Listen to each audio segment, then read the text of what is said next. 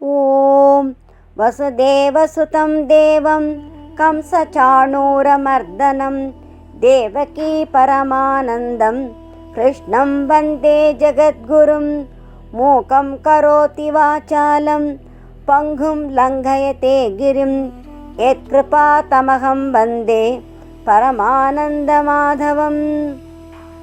25-26 ஆகிய 2 ஸ்லோகங்களில் ஞானி உலகிற்கு வழிகாட்டியாக சாஸ்திரங்களில் விதிக்கப்பட்ட கடமைகளை ஆற்ற வேண்டும் என்று கூறி பாமரருக்கு ஏற்படும் பற்றுக்கு பிறப்பிடம் யாது என்பதை 27வது ஸ்லோகத்தில் கிரிதர கோபாலன் கூறுகின்றார்.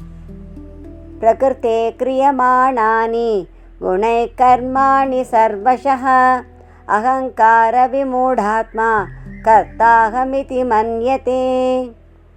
கர்மாணி எல்லா செயல்களும், சர்வஷக எல்லா விதங்களிலும், பிரகிருத்தேகே பிரகிருத்தியின், குணைகி குணங்களால், கிரியமானானி செய்யப்படுகின்றன. அகங்கார விமூடாத்மா அகங்காரத்தால் மோகமடைந்த அஞ்ஞானி அகம் கர்த்தா நான் கர்த்தா இதி மன்யதே என்று நினைத்து கொள்கிறான். பிரகிருத்தேகே குணைகி கிரியமானானி என்று கூறப்பட்டது. பிரகிருத்தியின் குணங்கள் எவை? சத்வம் ரஜஸ்தம இதி குணா பிரகிருதி சம்பவாக. சாத்விகம், ராஜசம், தாமசம் என்று 3 குணங்கள் பிரகிருத்திலிருந்து உண்டானவை என்று 14வது அத்தியாயமான குணத்ரே விபாக யுகத்தில் மகித பிரதாபன் மொழிகின்றார். இந்த 3 குணங்கள் மனிதன் கர்மங்களை செய்ய காரணமாக இருக்கின்றன. நகி கஷ்டித் க்ஷணமபி ஜாதோ திஷ்டத்ய கர்மக்ருத் காரியதே ஹ்யவஷ கர்ம சர்வ பிரகிருதி ஜெயர்குணைஹி. உலகில் ஒருவரும் ஒரு கணம் கூட ஒரு கர்மமும் செய்யாமல் இருக்க முடியாது. பிரகிருத்தியிலிருந்து தோன்றிய 3 குணங்களால் எல்லோரும் தம்மை அறியாமலேயே கர்மங்களில் பிரவர்த்திக்கப்படுகின்றனர் என்று இந்த 3வது அத்தியாயமான கர்மயோகத்திலேயே கஸ்தூரிரங்கன் கூறியுள்ளார். உலகியலில் என்னென்ன செயல்கள் நடக்கின்றனவோ அவையெல்லாம் முக்குணங்களாலேயே நடைபெறுகின்றன. அகங்கார விமூடாத்மா என்று குறிக்கப்படுபவர் யார்? இந்த உடல், மனம், புத்தி, இந்திரியங்கள் ஆகியவற்றை நான் என்று உறுதியாக நினைப்பதுதான் அகங்காரம் ஆகும். இந்த அகங்காரம் அனாதியானது.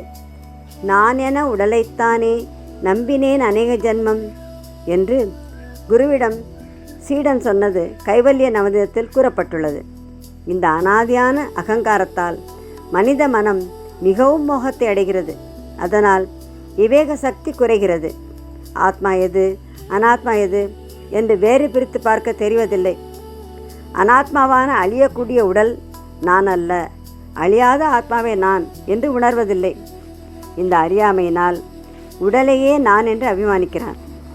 இவ்வாறு அபிமானிப்பவனை விமூடாத்மா என்கிறார்.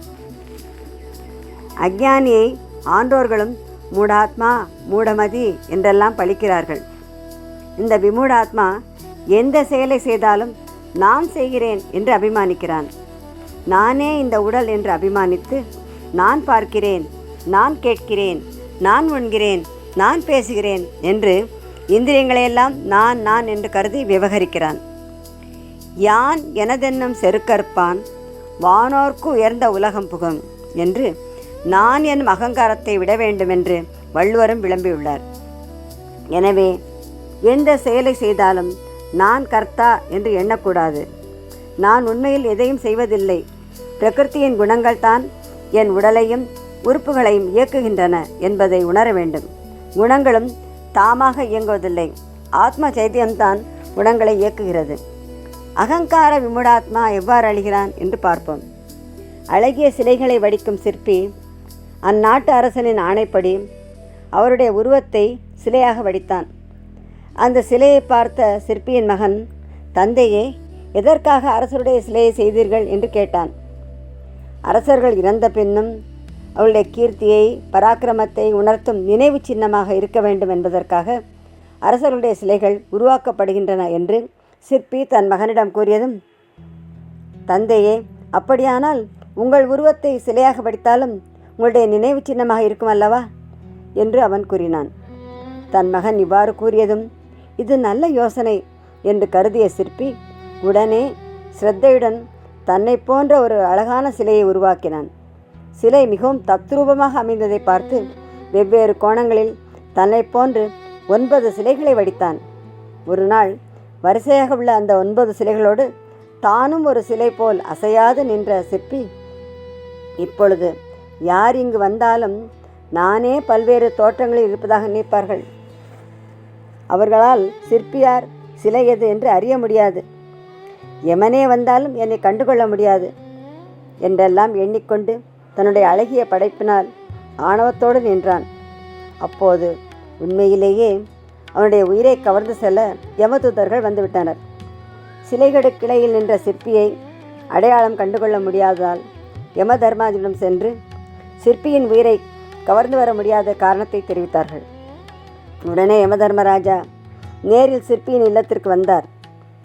அவராலும் சிலையது சிற்பியது என்று கண்டுகொள்ள முடியவில்லை.